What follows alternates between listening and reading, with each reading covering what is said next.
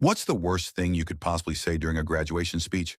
I was chosen to give the graduation speech, which was weird because 3 days earlier, I had accidentally emailed my teacher, "Can you please stop assigning homework?" to the entire school.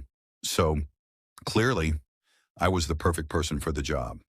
I walked onto the stage, looked at 500 graduates, hundreds of parents, and the principal. I took a deep breath. Class of 2026. Everyone went quiet.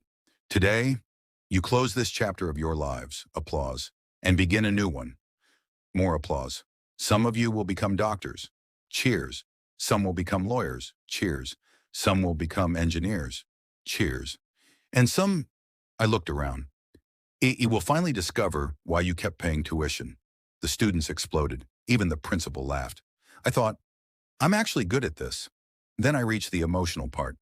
Never forget the people who helped you get here. I looked toward the teachers. Your teachers, applause. Your parents, more applause.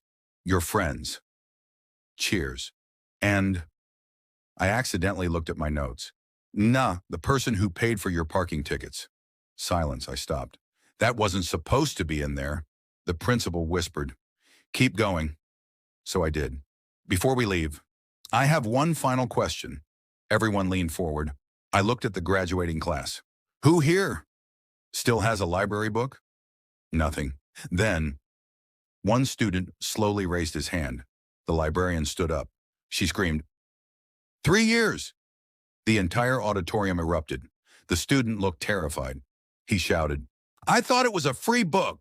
The librarian started walking toward him. He immediately ran. She chased him, right through the graduation ceremony. Parents were laughing. Teachers were filming. The principal was yelling, do not run in the auditorium. The student jumped over a row of chairs and disappeared backstage. The librarian followed. Then, the microphone suddenly picked up a voice from backstage. You're not getting away this time. The entire auditorium went insane.